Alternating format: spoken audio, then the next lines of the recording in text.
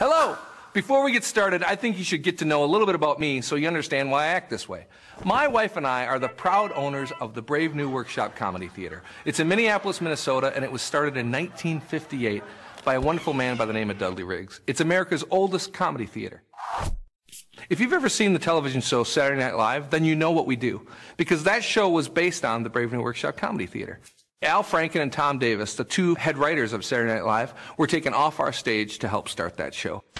So we do mildly irreverent political and social satire. And then I spend almost all of my time taking what we've learned in 50 years of improvisation and bringing that to the corporate workplace to help people come up with more and better ideas and to create a culture that really allows people to be their most innovative self.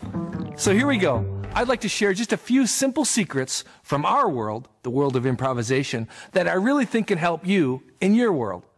Come on! Woo! Yeah! Let's get it going.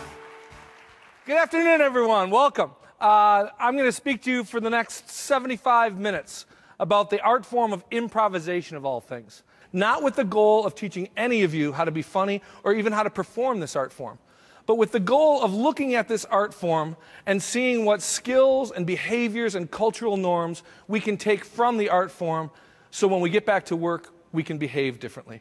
It's all about leadership. It's all about creating the right culture, the right behaviors. It's all about taking some risks. We thought, boy, there's probably no greater risk that we can take for a 140-year-old kind of stuffy old company to do some improvisation that probably is best with theater. So it felt awesome to think that Mike and the rest of the leadership team decided to do something a little bit different, perhaps a little bit risky. And if you remember, I pledged to give you everything I had.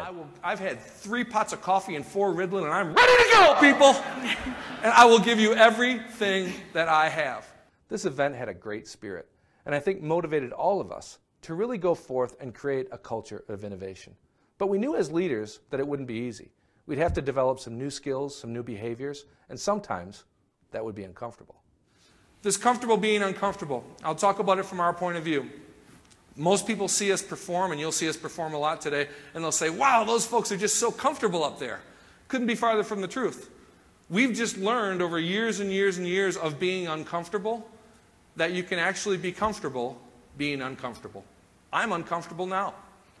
This is the largest sales pitch I've ever had in my whole life.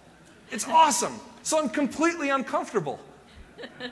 But I'm going to be myself, and I'm going to go back to what I know and the things that I've practiced to be comfortable being uncomfortable.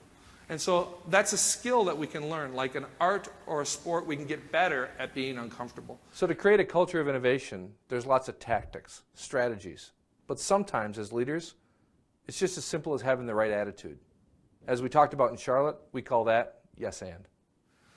And then this again, we've got a whole culture around yes and. It's mostly kind of a how you lean.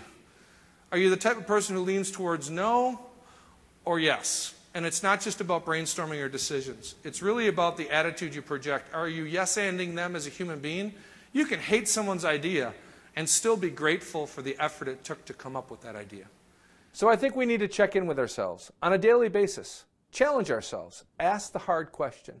As leaders, are we doing the small things, the individual things that it takes to create a larger culture of yes and, to create a larger environment of innovation?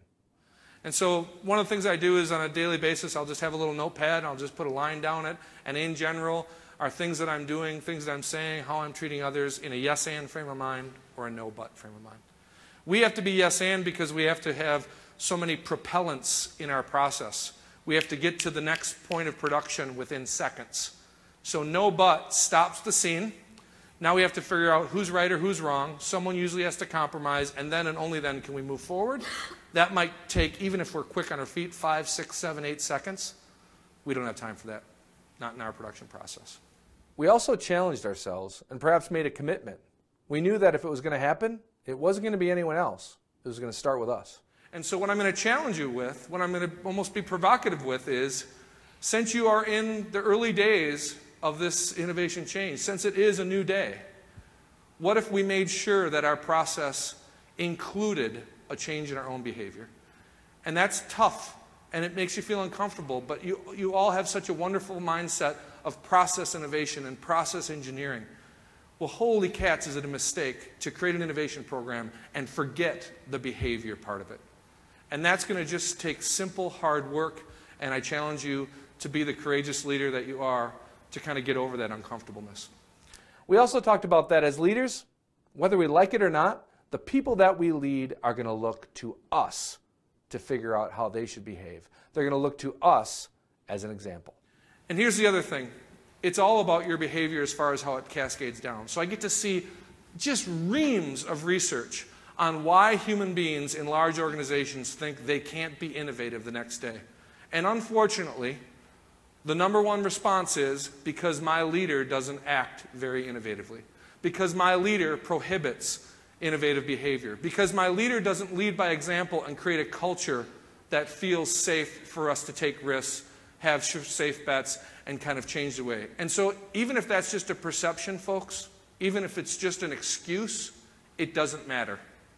That's how much impact your behavior can have on the people that you lead. And if you don't lead by example, no matter how much time we put into the innovation program of this organization, it simply won't cascade and translate into behaviors. So we've all been to many meetings like we were at in January. Hopefully, though, that one felt a little bit differently. But more importantly, hopefully our behavior since then has been a little bit different. As we talked about, if we don't practice these behaviors on a daily basis, they're never going to come to fruition. They're never going to become part of our culture, part of our daily way of leading. And so I hope that some of the things in January still resonate. Say yes and to people, to ideas. Defer your judgment just for a little while. And create a culture where people can declare their point of view, embrace their diversity, and look at change as fuel. And that's going to be uncomfortable.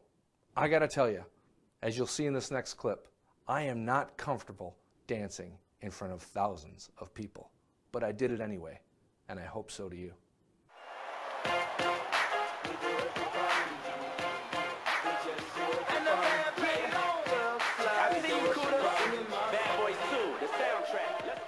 I can't do it. I'm too ticked off. I heard some people in Denver said that this is a quiet arena. I think it's time to prove them wrong. Hit the music.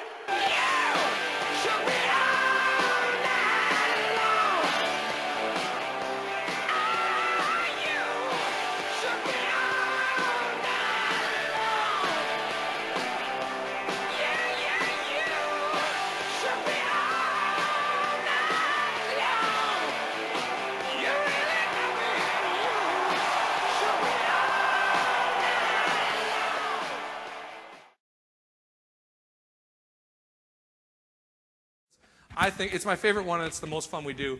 It involves spaghetti, throwing knives, and hawks. So who wouldn't want to play that, huh? Stage. So this is a game that we practice to be able to kind of not look at them as individual things, but look at them as just the culture that we live in. And mostly it's about how our behavior can make us seem and feel open to those that we lead. And tomorrow, spaghetti! Maybe tomorrow! Not today! Spaghetti, maybe tomorrow! Not today! Come on. Die! Not today! Die! Not today. Come, Hawk! Maybe tomorrow! Hawk! Hawk! Spaghetti! All right, give them a round of applause. So we'll use these mics here. So go ahead and share some of that experience. What was that like for you? I found myself really just looking around for who needed help, and then at times you're like, okay, he doesn't need help, who needs help? And so you're confusing, but you had to focus on who really needed help. Yeah, and isn't it a wonderful feeling when you look around and there's someone who's actively trying to help you? Absolutely. And just know that's the great gift that you all have as leaders. I mean, you want to empower people. So this checking in with those who we lead before we ask them to do a lot is a real big deal. It seems like when we are in any sort of environment that involves even a little bit of chaos, our first goal is to get it off my desk. What's odd about our world is you can't get a whole lot more chaotic than an improv scene. The slower we go, the quicker we get there.